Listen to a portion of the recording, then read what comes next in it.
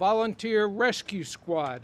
Please remain standing after the presenting of the colors for our national anthem to be performed by Mr. Timothy Mannion, who is trained in the fine arts, music, and theater, but currently is a third-year law student at the Catholic University of America Law School, where he states that he wants to be a lawyer in order to help people. So please stay standing for the next, for the colors and then the national anthem. Wheaton Volunteer Rescue Squad.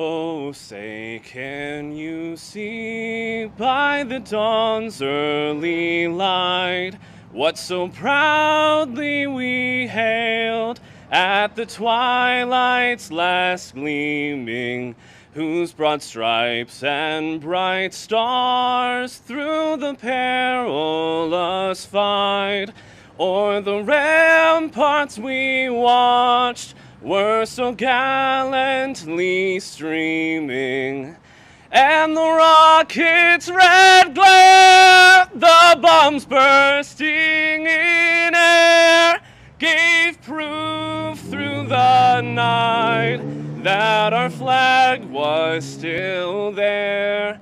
Oh, say, does that star-spangled banner yet wave o'er the land of the free and the home of the brave?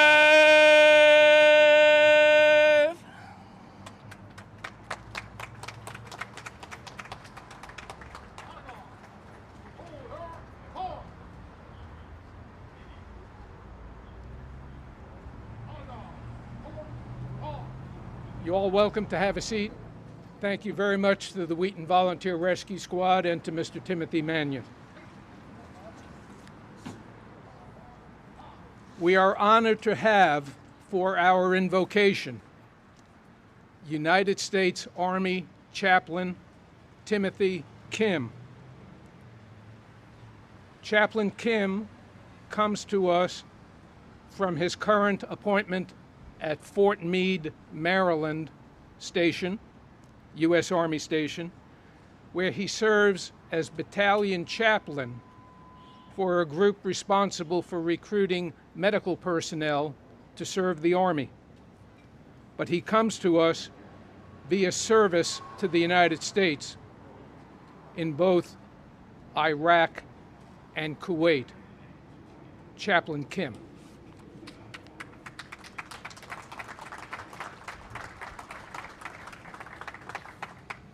I invite you to pray with me according to your own faith tradition. Let us pray.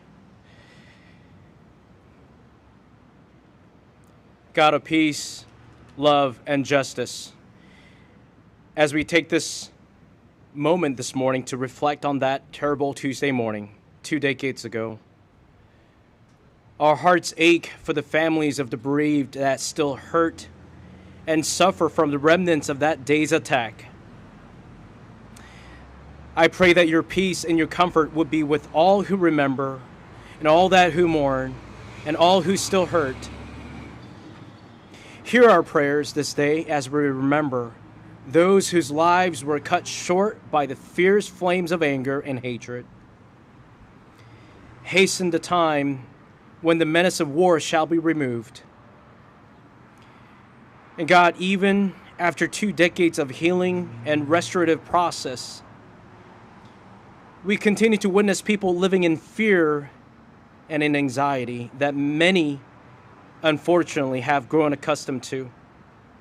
Lord, may we be strengthened to break the chains of fear and helplessness that bind us, to be united together towards hope and renewal once again for the journey ahead in building a nation that embraces justice, love, and kindness for all to emulate.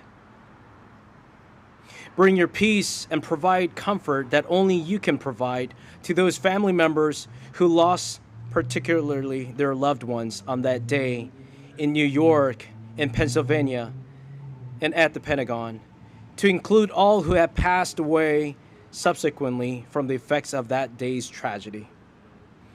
Bring peace to those whose lives changed forever on that day. As our nation turned from easy comfort towards years of uneasy conflict, remind us once again of the cost borne by so many in order to pursue both justice and peace. As we consider each of the fallen, remind us that we are all created in your precious image. Convict us once again to cherish the value of each human life.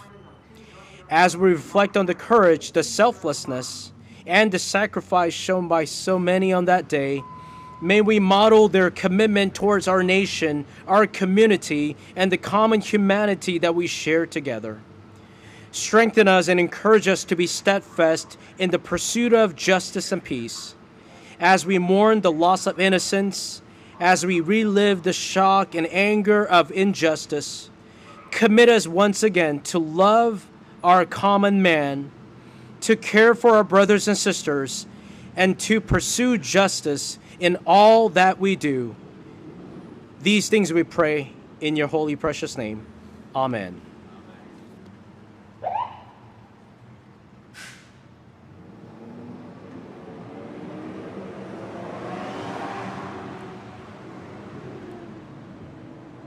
Senator Van Hollen, the Honorable Jeremy Bash, Chief Goldstein, and all honored guests, members of Kensington Volunteer Fire Department, Wheaton Volunteer Rescue Squad, and all the other services, including Montgomery County Police, that are here today. Thank you for coming to the Kensington Volunteer Fire Department 20th anniversary commemoration of the national tragedy that is 9/11. We commemorate the loss of 2,977 souls, of whom 343 were FDNY, who ran into harm's way to attempt to rescue people who were seeking to get out of harm's way. That's what these heroes do. They never returned, those 343, instantly creating orphans and widowed spouses. Their horrific loss is reflected in this twisted, scarred, burned girder from the 93rd floor of the North Tower at the point of impact. As well, in this damaged piece of the limestone facade of the Pentagon damaged on 9/11 as well as in the plaque in this memorial park representing the souls we lost at Shanksville. I am Stephen Semler. I was asked to chair this ceremony because I was then chair of the committee that created this memorial when I was then volunteer president and volunteer EMT at Kensington Volunteer Fire Department. We secured the donation of this entire memorial park, the creation of which was led as to the construction phase by the late Steve Heidenberger, honorary member of Kensington Volunteer Fire Department and citizen of Kensington. And finally, I would be remiss if I did not make special recognition of our chaplain emeritus, Mr. Tom Claxton, seated over here, who's donated almost 60 years of service to Kensington Volunteer Fire Department and was extremely instrumental in the creation of this memorial in his very quiet, behind-the-scenes, characteristic way of working. I now invite you to welcome the President of the Kensington Volunteer Fire Department, Ms. Lynn Tantardini, to be followed by the Mayor of Kensington, Maryland, Ms. Tracy Furman, both of whom will offer brief welcomes. Thank you.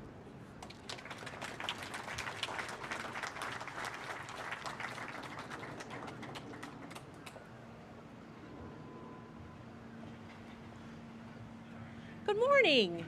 My message will be brief. I want to welcome everybody for attending and joining Kensington Volunteer Fire Department in this 20th anniversary and joining us in the memorial ceremony. I thank everybody for coming. I know we have some dignitaries, more than we normally have, but this is a very special day and I'm glad you could make it. I know we're not only in person, but virtual. This new day and age of how we deliver messages is different, but inspiring. So enjoy the ceremony, and I can hardly wait to hear from the dignitaries. Thank you very much.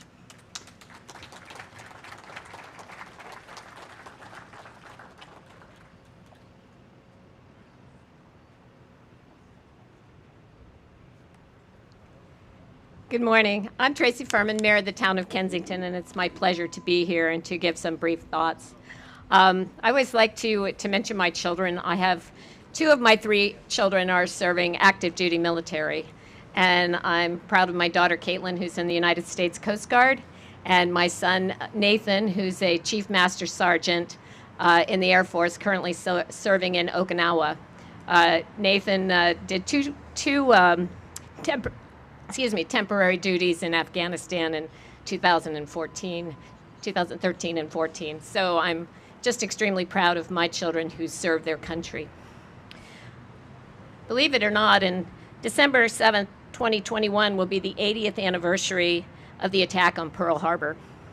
President Roosevelt called it the day that will live in infamy. As each year goes by, there are fewer and fewer survivors and family members to remind us of their stories. Today, 9/11 has been memorialized in Shanksville, New York, the Pentagon, and here in Kensington.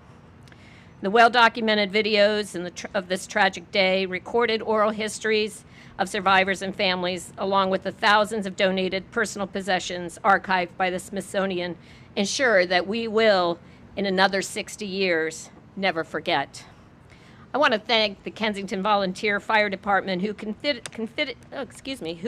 themselves to building this beautiful memorial and holding a yearly remembrance ceremony so that here in Kensington we have a place to go and we will never forget September 9th, 2001. Thank you.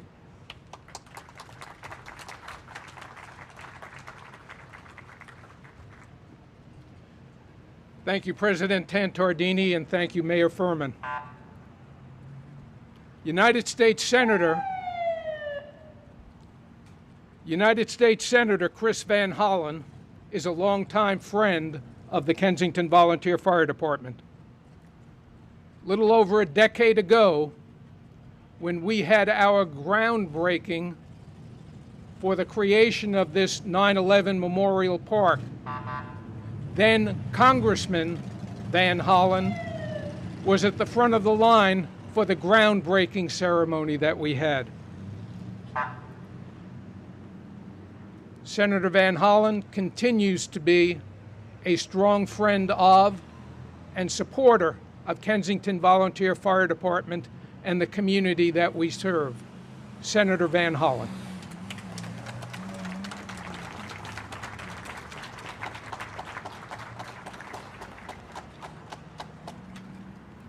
Well, thank you, Stephen, and I do want to start by thanking you for your years of dedication and devotion to the Kensington Volunteer Fire Department and to the entire public safety community as president here and organizing this special gathering today.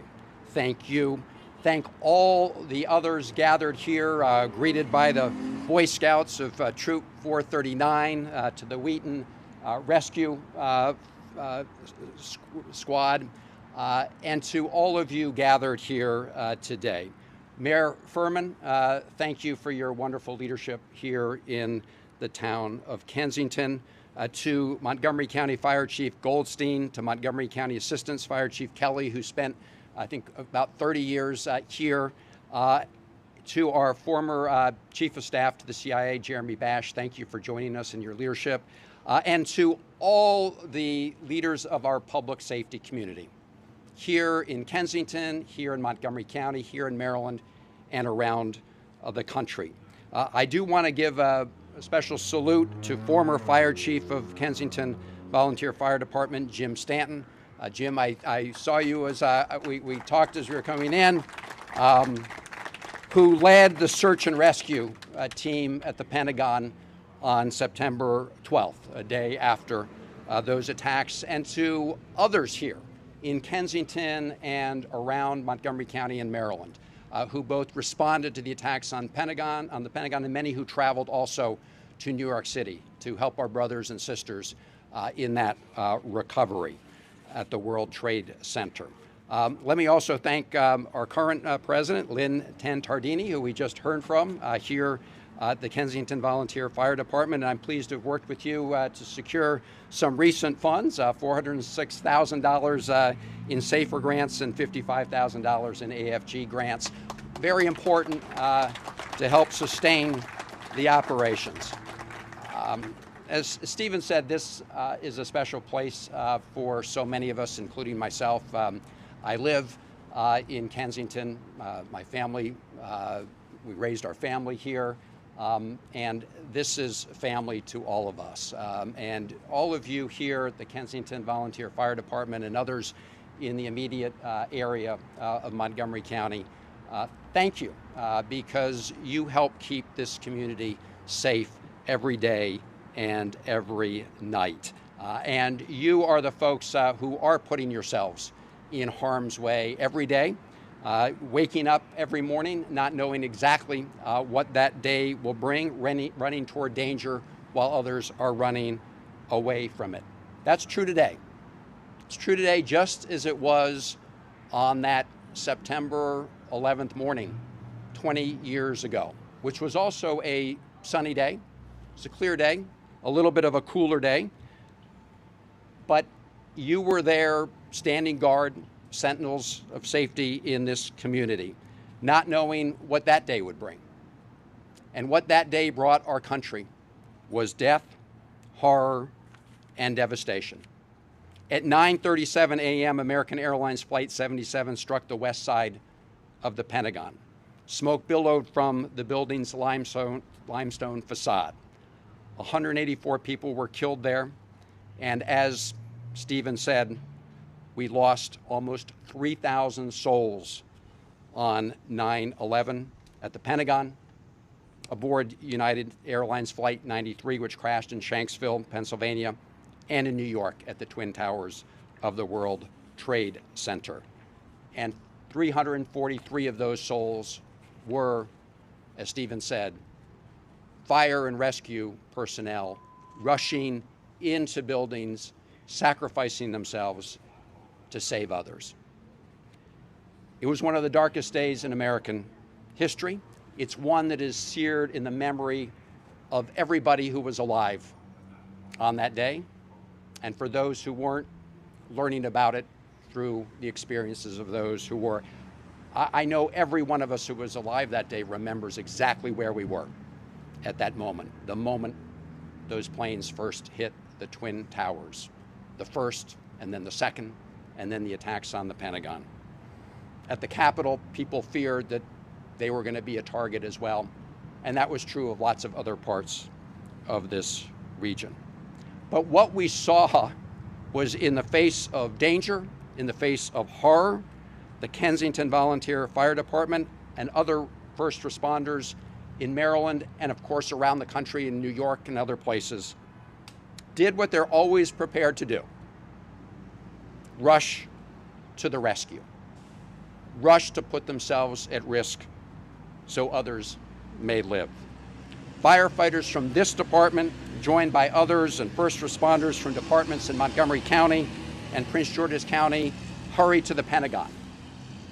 All of you who were there that day played an essential role in addressing and responding to the crisis, doing everything in your power to reduce the loss of life, to reduce injury, and to reduce the amount of damage done.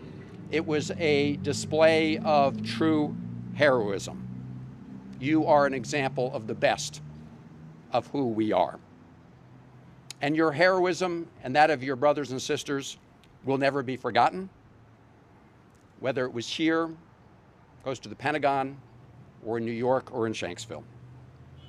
Beyond the heroism we witnessed that day from our first responders, 9/11 also woke us up as a nation to the harsh reality that two large oceans cannot protect us from attack, even by those who don't act through a government, non-state actors. A group of determined terrorists, Al-Qaeda, half a world away, could wreak devastation and death here at home. But despite the shock, we did not blink, we did not flinch. We came together. We came together and pushed ahead by a sense of common purpose and driven by the need to make sure that such an attack would never happen again. It was Al-Qaeda's mission at that time and that place to tear us apart, to turn Americans against one another, and to turn this country against itself. But instead, in that moment, we rallied. We rallied together as one. Leaders here in this community, leaders at state and local levels around the country joined forces to make us safer against future threats and future potential attacks. When some attacked our Muslim community here at home, President Bush pushed back in the strongest terms, making clear that the terrorists had not only hijacked airplanes, but hijacked and distorted Islam to perpetrate their crimes. The Congress came together across party lines, not looking at party lines, to respond and to form an independent, bipartisan commission to investigate the events leading up to the attacks and recommend proposals going forward, the 9/11 Commission. Out of that and other reviews, we created the Department of Homeland Security.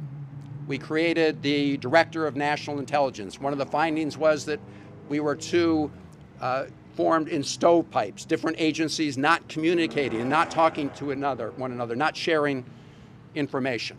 So we worked to fix that. Security was strengthened at airports and other ports of entry and other places around the country. And our nation went to war, both in Afghanistan and in Iraq. In Afghanistan, where the last American troops just returned home a few days ago. While there will be time to continue to evaluate our military engagements in both countries, today is not that time.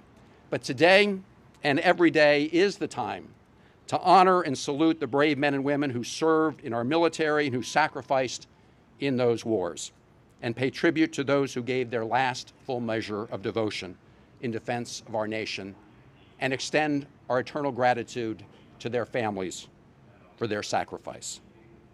In the 20 years following that awful day, we have continued the work of trying to avoid and prevent another attack.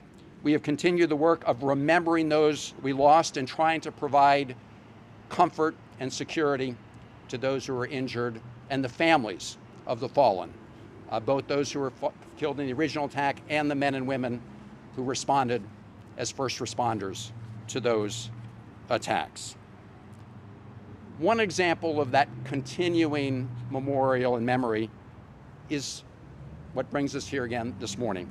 I was proud to attend the groundbreaking for this beautiful memorial 10 years ago, and I continue to be moved by its power and its beauty. It's not just a memorial to the past, it's a living memorial, and it is an archive. As you can see, and as Stephen mentioned, assembled over many years through the hard work and resolve of Kensington Volunteer Fire Department. Stephen, thank you for acknowledging the work of Stefan Heidenberger and Tom Claxton. It contains artifacts from the 9/11 attacks, features the piece of the World Trade Center, stone from the facade of the Pentagon, and a memorial to the Shanksville. It's to the abiding resilience, determination, and unity born out of the darkness of September 11th. Let me just close with this. I am enormously fearful that that sense of unity that rallied us on September 11th, 20 years ago, is no longer with us, the kind that we need to be successful as a country. I worry that we are doing to ourselves what Al-Qaeda could never accomplish, despite that being its goal, to divide us. We, of course, witnessed the attacks on our Capitol, United States Capitol, on January 6th. That's a reflection of the deep divisions in this country. But unlike 9/11, those attacks did not come from half a world away. They came from here at home. As Lincoln said, a house divided against itself cannot stand. We understood that on September 11th, 20 years ago. And as we remember the souls lost and the sacrifices made, in addition to memorials like this, one of the best living memorials we could build to all of them is to come together as a country in common purpose. I am confident that we can do that, but it's going to take the work of every American to bring us together, to rally the country, just as we did on our darkest day in recent history, 20 years ago. Let's do it again.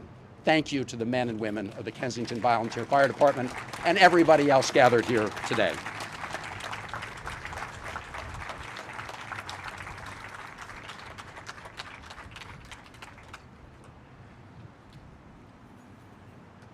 Thank you for those very moving and important remarks, Mr. Senator.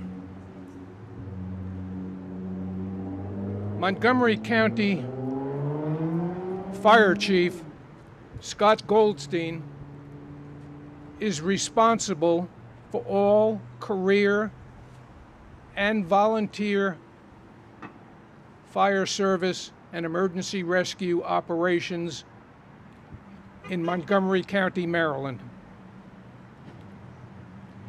He came up through the ranks, earning promotion after promotion, becoming County Fire Chief, the highest ranking position in the Montgomery County Fire Service in 2015.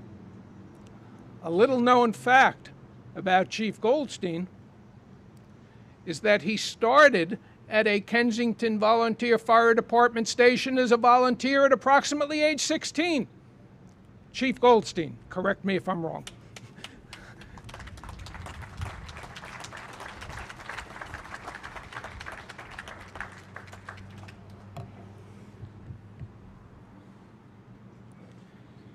As Stephen outlined, there's no doubt there's a picture upstairs.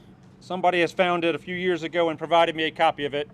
in the mid-'80s when I came here as a pre-16-year-old looking to join the local volunteer fire department. So Senator Van Hollen outlined a great deal of what 9/11 means.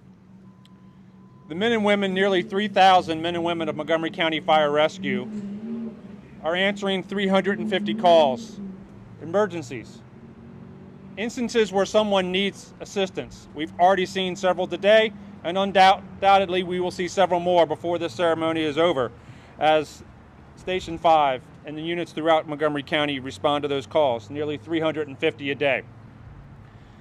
Those are indeed emergencies for those that are calling 911. And it is our greatest honor and pleasure. It is what our passion is to answer those calls, to be there in their time of need. Do we know how to deal with that emergency? Sure. We've received tons and tons of training. We've been experienced decades, years. There's members in our audience that have been here for more than half a century.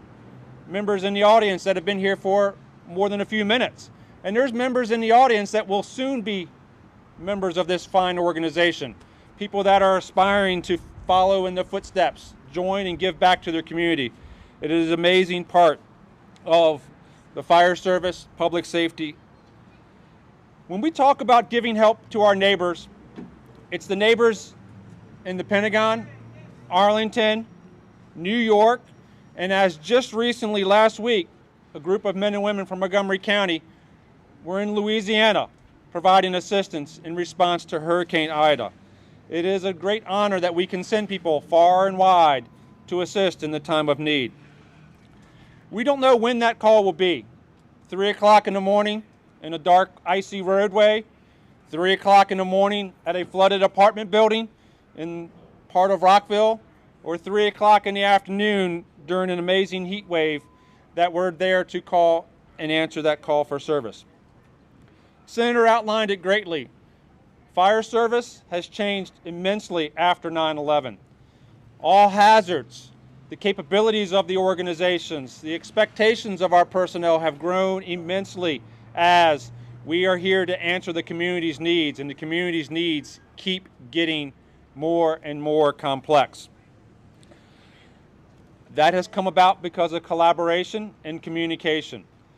One of my great friends, John Donnelly, remarked about how they were able to engage just a few months back with the January 6th incident on Capitol Hill because of the communication and collaboration that came out of 9/11. Talking about reflections, absolutely, we remember where we were on that day, just like we may remember where we were when the space shuttle explosion occurred, just like I remember where I stood on the street in front of the Murrah building 25 years ago and how that set an image into my memory, and also driving up I-395 on that afternoon with a huge column of smoke in front of us going to the Pentagon. That memory itself will always be in my mind. Part of the fire service is our passion, but the other part of the fire service is our family.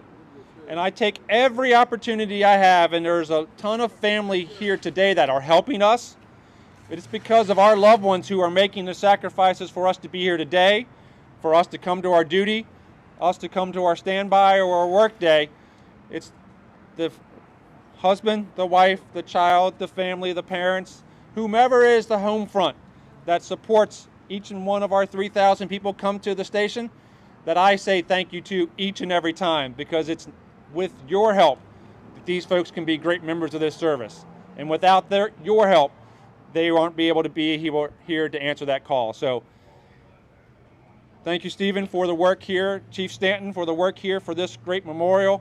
And again, to everybody who's here from the service, go home and say thank you to your family.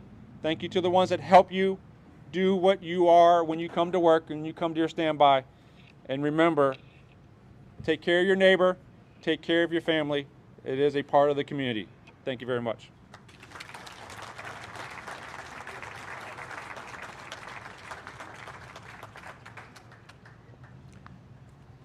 Thank you, Chief Goldstein, and for your service to the community. Mike Kelly, and I can call him Mike because I've known him for so long. Mike Kelly is currently Montgomery County Division Chief for Volunteer Services, responsible for all volunteer operations in fire service and EMS and paramedic service in Montgomery County, Maryland. That covers 2,500 volunteers who donate their time to the community and their fellow citizen, and who also provide approximately 500,000 hours of service per year on apparatus, waiting for the call. Chief Kelly, not coincidentally, is a life member of Kensington Volunteer Fire Department and served many years as our Deputy Fire Chief, Chief Mike Kelly.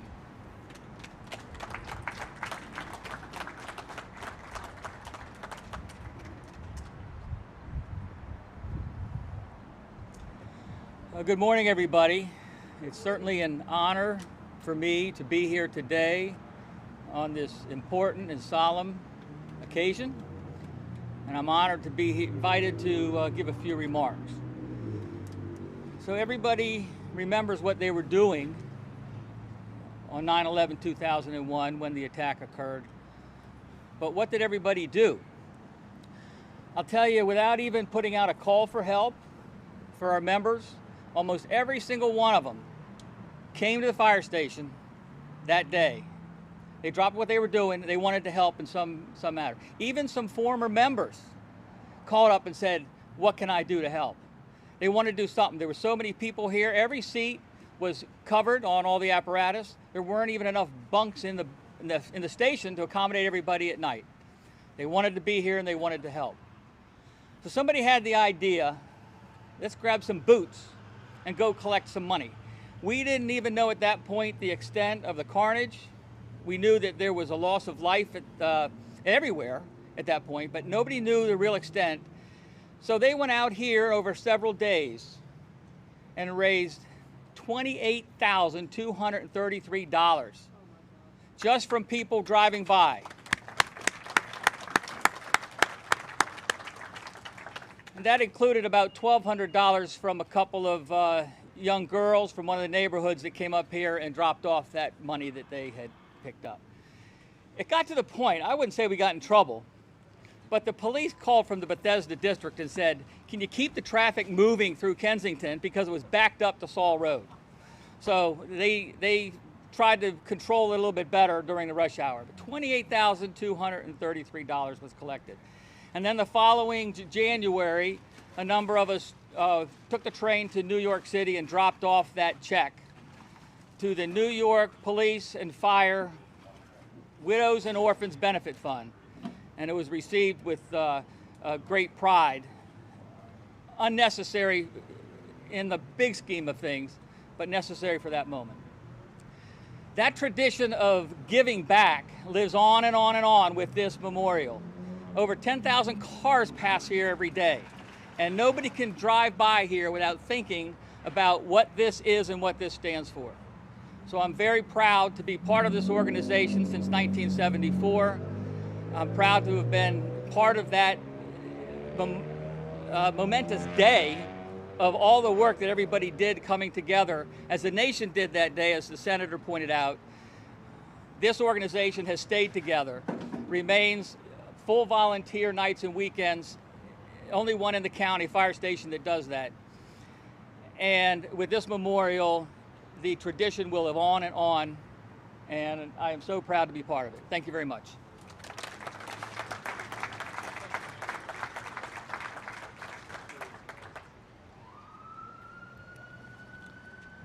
Thank you, Chief Kelly, and thank you for your service.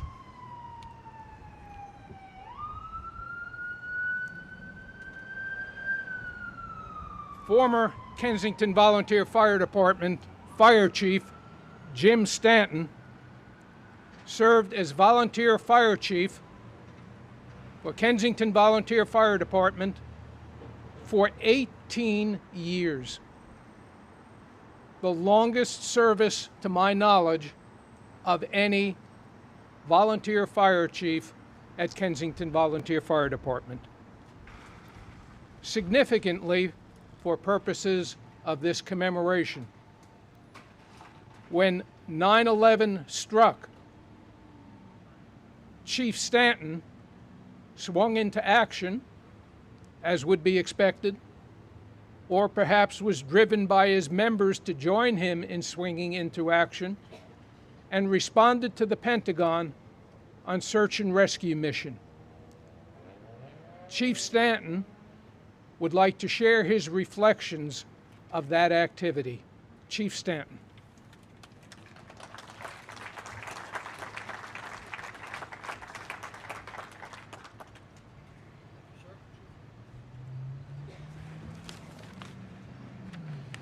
Hello everyone, my name is Jim Stanton and I am the former chief of the Kensington Volunteer Fire Department. I've been a member of Kensington for 52 years. Sometimes I think I was chief for 18 years because nobody else wanted to do it. And they kept me around. As a nation and a community, we must continue to remember and respect those that gave their lives on September 11th and those first responders who responded to help and aid those involved. Heroes, every one of them.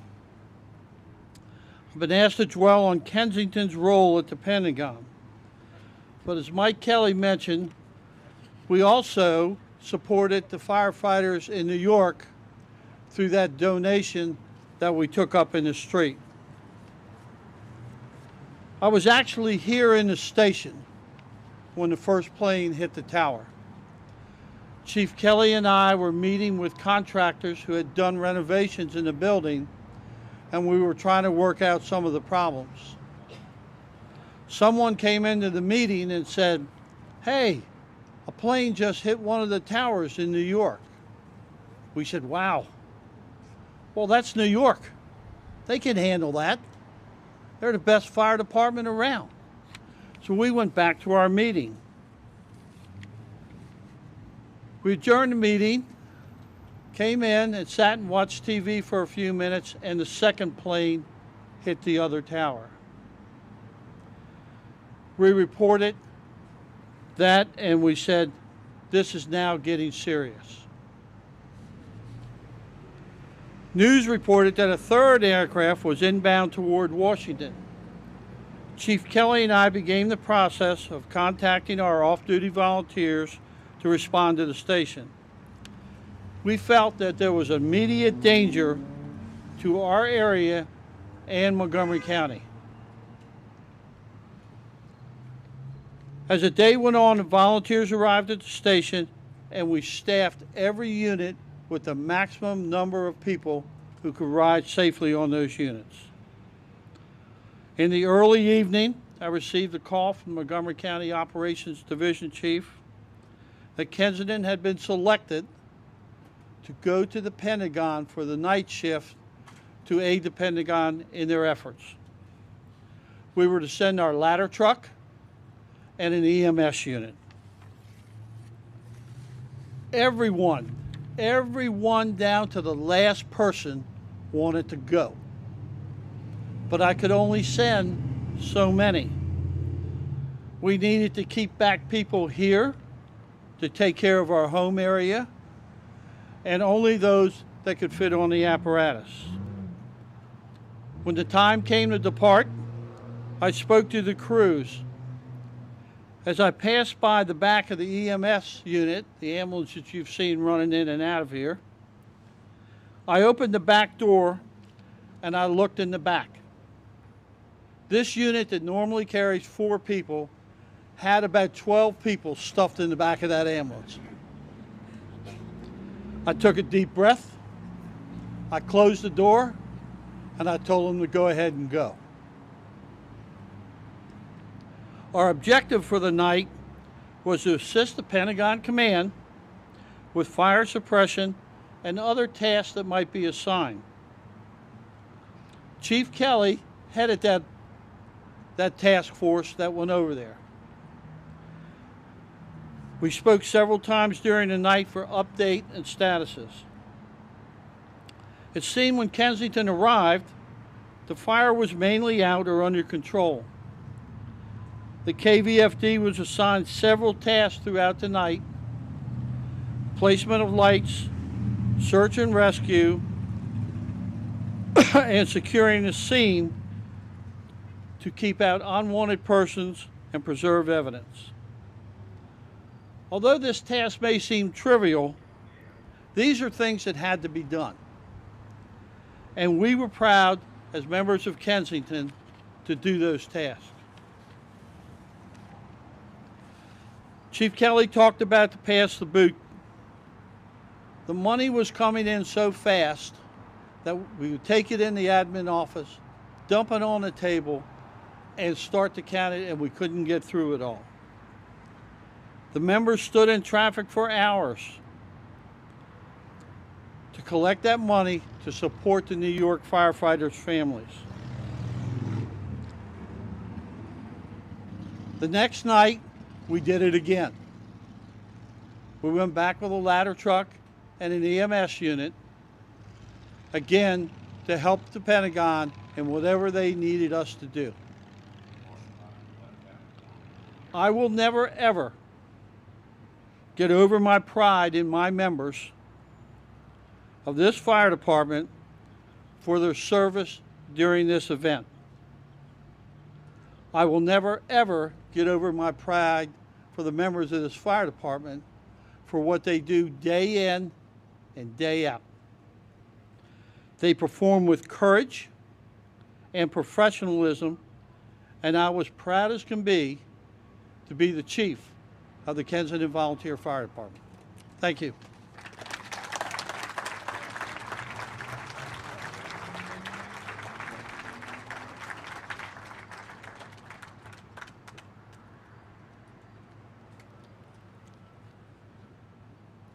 Thank you, Chief Stanton, for those very important remarks and for the extraordinary contribution that you have given to the community. For many of us, there was no beginning of closure to the horrific events of 9/11 until Osama bin Laden was taken down. We all remember the picture of President Obama sitting in the Situation Room watching the event. But history teaches that the takedown of bin Laden was not directed from the Situation Room in the White House. It was directed at the Central Intelligence Agency under then the command of CIA Director Leon Panetta. Our next guest was joined at the hip to Mr. Panetta as Chief of Staff of the Central Intelligence Agency at the time,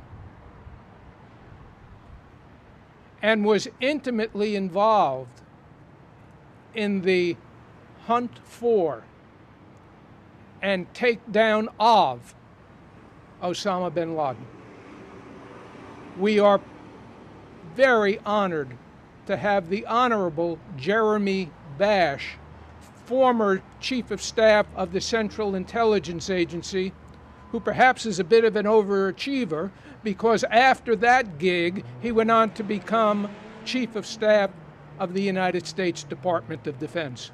We are especially honored to have the Honorable Jeremy Bash share his reflections with us today.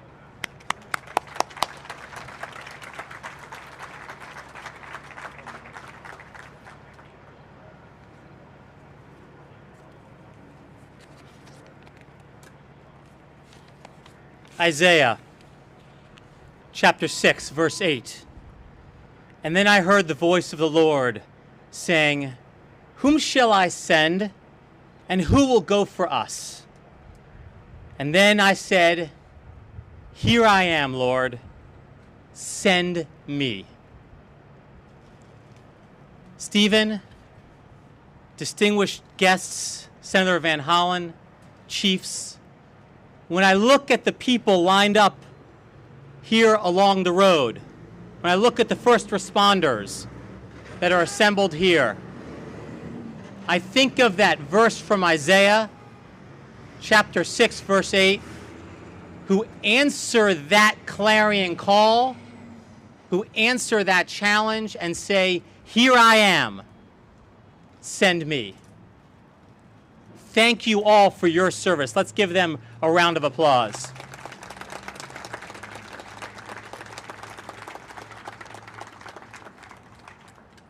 In 2009, when I arrived at CIA as Chief of Staff, as Stephen referenced, serving as the Director's chief, the trail on bin Laden had gone stone cold. There were many efforts underway. None of them could tell us reliably where he was. There had been other successes in the effort to hunt down al-Qaeda leadership, Khalid Sheikh Mohammed, successes in Iraq, the takedown of Zarqawi, but nobody had a solid lead on the world's most wanted man. Finally, later that summer, we got a very tantalizing lead. A former jihadi, an individual who had served in al-Qaeda, who was arrested by the Jordanians, said, I want to turn against al-Qaeda and serve as a double agent, and I want to lead you to Ayman al-Zawahiri, al-Qaeda's number 2, bin Laden's deputy. Now, this was a very tantalizing lead, because until then, we had no leads on al-Qaeda's senior leadership. But we didn't know if this guy was for real. And so we sent a dozen of our best CIA officers out to a remote base in eastern Afghanistan, outside of a town called Khost, Afghanistan, Chapman Base, to vet this guy, to validate him, to assess him, to figure out his bona fides, to figure out if we could run him back as a double agent against al-Qaeda. And so that's what we did. And the meeting was set for December 30th, 2009. The officers stood and waited for him to arrive on the base. He was driven onto the base by another asset. He got out of his vehicle. He waved to those who were waiting for him, and then he put his hand inside his vest and detonated a massive suicide bomb. He killed Jennifer, the base chief, Liz, a young analyst, Darren and Harold, ops officers, and our security team, Scott, Dane, and an officer named Jeremy. And I called Secretary Panetta at his home in California because it was Christmas week, between Christmas and New Year's. And I said, that operation that we were counting on, that you had briefed to President Obama, you had briefed to the NSC, has gone tragically wrong. And of course, we all rushed back to CIA headquarters, and I went with Secretary Panetta and the leadership of the military to Dover, where we condoled the families of those 7 CIA officers and greeted home our fallen heroes. After that event, Secretary Panetta assembled the leadership of the agency in his conference room, and he said, who here is responsible for finding Osama bin Laden? And all 25 members of the leadership team of CIA raised their hand because they wanted to feel responsible. But as I think all of you know, if everybody's in charge, nobody's in charge. And so he put one person in charge, an officer who we call Gary. That's not his real name, but Gary was assigned the task of finding every lead on bin Laden, chasing it down, and coming to brief the director every Tuesday at 4:30 in his conference room. And the rules were, you come brief me, even if there's nothing new to report. I want to hear it from you. And every Tuesday I'd be there with the director, and Gary would come in and he'd open his binder and he'd said, nothing new to report, sir. And Panetta was great. He would kind of just let the silence hang in the air, and he'd say, meeting adjourned. And everybody would walk out more resolved to do better next time. Well, I was in the meeting on August 27th when the briefer said, we've got something new to report. We have found two brothers who used to work for bin Laden back in the days of Tora Bora. It's been 10 years since. We've got no idea if they're still affiliated with him. But we have found them in Pakistan. We have followed them discreetly down to a town called Abbottabad, down a dead-end street. And we've gone down to the dead-end street, and at the end of that dead-end street, there's a fortress there. And I'll never forget, Panetta looked up from his briefing, and he said, a fortress? Tell me about that fortress. And they said, well, it's got 12-foot high walls in the front, 18-foot high walls in the back. There's a 7-foot high wall in the third-floor balcony. It's worth $1 million, even though the brothers who live there have no financial means to support themselves. It's 8 times larger than anything in the place, in the whole town. There's no internet service. There's no phone service. We try to look through their trash to see who they might be. They burn their trash. These people are taking incredible operational security. And from that day forward, we searched every intelligence reconnaissance asset we could muster to figure out who was living in that fortress. And why were there two brothers there, but why was there also a mysterious third family to whom they were showing deference, to whom they were showing respect? But the leader of that family, the father, never left the compound. We tried to get a look at who that was, and we could not get a good look. And we told the president, we told the National Security Council that we have strong suspicions they are harboring al-Qaeda leadership there, but we need to get in closer. And I'll never forget, Panetta said, hey, bin Laden's a tall guy. Can we measure the shadows when he's walking around the courtyard? Can we measure those shadows and figure out how tall this guy walking around the courtyard is? And they said, okay, we'll bring in the experts from the National Geospatial Agency. And they measured the shadows. He said, we think he's between 5'2" and 6'9". That didn't help very much. And then I remember Panetta said, let's put some cameras in the trees outside the courtyard because there's some trees hanging over. And the experts at CIA said, you can't do that, boss. He said, yes, you can. I've seen movies where the CIA can do this. And they said, you can't do that because the trees are deciduous. And I nodded my head, deciduous, and then I ran out of the office and Googled deciduous. And it means, of course, that the leaves fall off in the winter and the cameras would fall to the ground. And I remember the next time we were in the briefing, they showed us the imagery from the satellites, and it showed that the brothers there realized that the trees were a security threat, so they cut down those trees. And everybody had a good laugh. Ha ha, we were right, the boss was wrong. And I remember I went back to the office with the director, Secretary Panetta, and I said, you know, it's all fun and games, and everybody loves to say that the boss is wrong. But imagine what would have happened had those cameras fallen out of the trees. Would we just said, oh, well, we lost bin Laden? No. We would have ran down to the White House, told the president. He would have said, get the special operations forces on helicopters right now with no intelligence, no planning. Get them on the X and go chase that guy down. And if they went into harm's way, as all of you do every day, if they went into harm's way and somehow, God forbid, they were injured or worse, they were killed, we would be right back at Dover Air Force Base, condoling the loved ones, explaining to their families why they had paid the ultimate sacrifice. And so we listened carefully to the professionals, because the professionals guided us and knew what to do.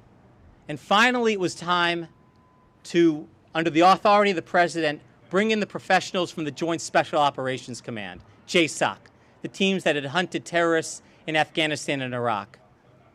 And they rehearsed a heliborne assault. I went to both of the rehearsals. One was in the eastern part of the United States. The second was in the western part of the United States at night, at altitude. And we all went back unanimously to Director Panetta, to the leadership of the Pentagon, to the president, and said, these men and women in uniform, they are the best. They are the pros. You can trust them. They are really squared away. And they will conduct an operation with precision, with skill, and with professionalism. And on May 1st, 2011, that's exactly what happened. And I was in the CIA conference room when Director Panetta commanded the operation with Admiral Bill McCraven leading the force downrange. And there were some white knuckle moments from that day, as you all remember, because I'd been to the rehearsals and we knew that the helicopters were not supposed to stop. They were supposed to drop off the SEALs and the other special operators and move on. Well, we saw the rotors stop spinning, and that meant a helicopter can't fly, and that meant a helicopter had either landed or crashed. And there were white knuckle moments, and our hearts were in our throat. But with the skill and professionalism of our uniformed military, they conducted and executed that mission without hesitation. They ran into harm's way. They put the women and children safely in another room. They took out the combatants, and they went up to the third deck of that fortress, and they took out Osama bin Laden and brought one body off of that compound. And in the CIA conference room, I have to tell you, there were no high fives. There wasn't an attaboy. There wasn't anyone jumping for the ceiling. It was quiet. It was somber. And only once all of our guys got back safely to Afghanistan did we allow ourselves to exhale and to say congratulations on a mission accomplished, a job well done. I want to close by saying that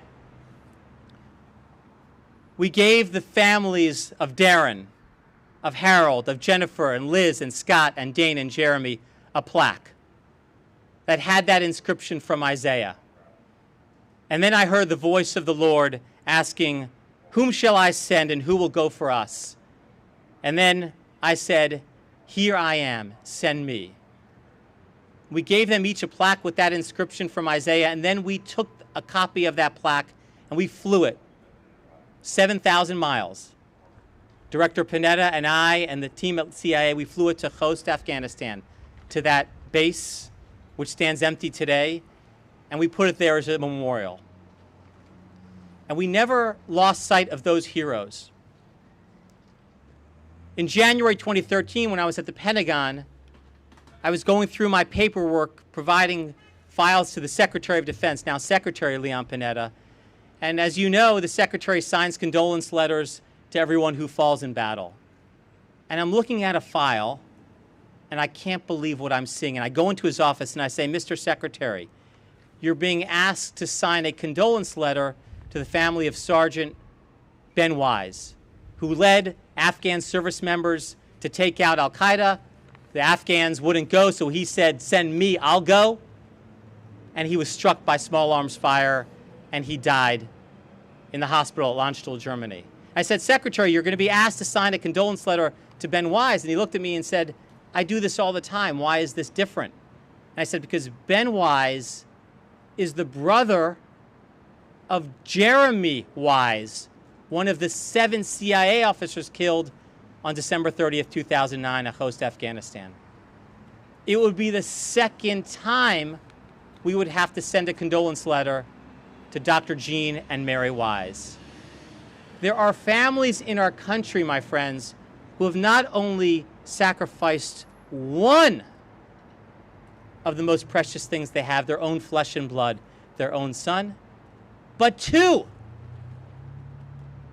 And if you think of the pain, the sacrifice, the anguish that is represented by that sacrifice, please keep in your thoughts the family of Ben Wise, Sergeant First Class United States Army, and Jeremy Wise, CIA security officer, both of whom gave their lives so we can sit here on this glorious sunny day and then go back to our daily lives, to our loved ones, to our kids, to our families in freedom.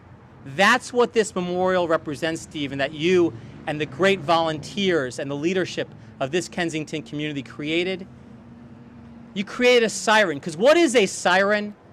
A siren doesn't just say, "Get out of my way." It says, "Hey, community, we need your help. Someone is in distress. We need your cooperation. We need to pull together, come together, so we can help those who are asking for our help." And that's what you do. May God bless you. And may God bless all of you standing here. Thank you very, very much.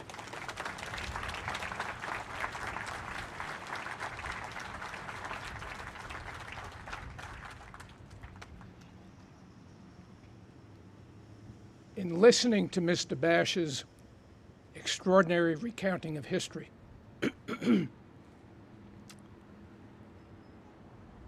There's a certain piece of history that resonates so clearly. For those of us who are, like myself, old enough to recall 9/11, at 8:46 a.m. 20 years ago today, the sun and the sky and the air was as crystal clear and clean as it is this moment. Which brings me to a point about history, not in prepared remarks, but I'm very moved by the Honorable Mr. Bash's recounting of history. Those of us who were around know that we will never forget. We know where we were, we know what we saw, and it is seared in our memories. However, it occurs to me at the same time that we have members at this firehouse, at Wheaton, at firehouses represented by all of these heroes flanking Connecticut Avenue.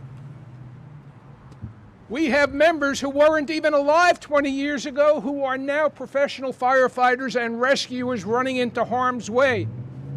They can't forget until they learn the history. And it is for that that we are especially thankful to the Honorable Jeremy Bash for bringing that history home to us, and to Chief Stanton for doing the same as well. We have two closing pieces, and we thank everyone for their patience. First, I call upon Master Firefighter James Bennett, who I once precepted as an EMT, even though he may deny it. And he will recite the firefighter's prayer, which is brief, and then he will ring 3 sets of 3 of the fireman's bell, which signifies 2 things: respect for fallen firefighters who paid the ultimate price, and also signifies the safe return to the firehouse of the heroes who put themselves in harm's way. Master Firefighter James Bennett.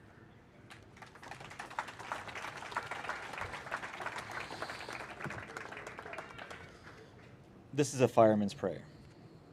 When I am called to duty, Lord, wherever flames may rage, give me the strength to save some life, whatever be its age. Help me embrace a little child before it is too late, or save some older person from the horror of that fate. Enable me to be alert and hear the weakest shout, and quickly and efficiently to put the fire out. I want to fill my calling and give the best in me, to guard a neighbor or a stranger and protect their property. And if, according to your will, I must lay down my life, please bless with your protecting hand my children and my wife.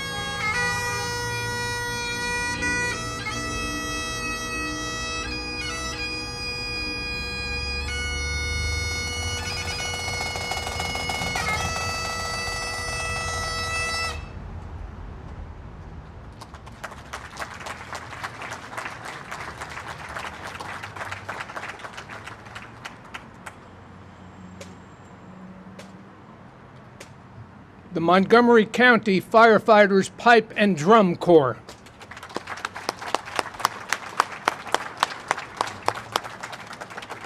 Ladies and gentlemen, that concludes this service. We thank you for coming. We are honored by your coming. We are particularly honored by the distinguished guests and speakers who gave of their time to help us never forget. There are refreshments served at the building down this driveway behind me. Thank you all for coming. That concludes this service. God bless you all. God bless America.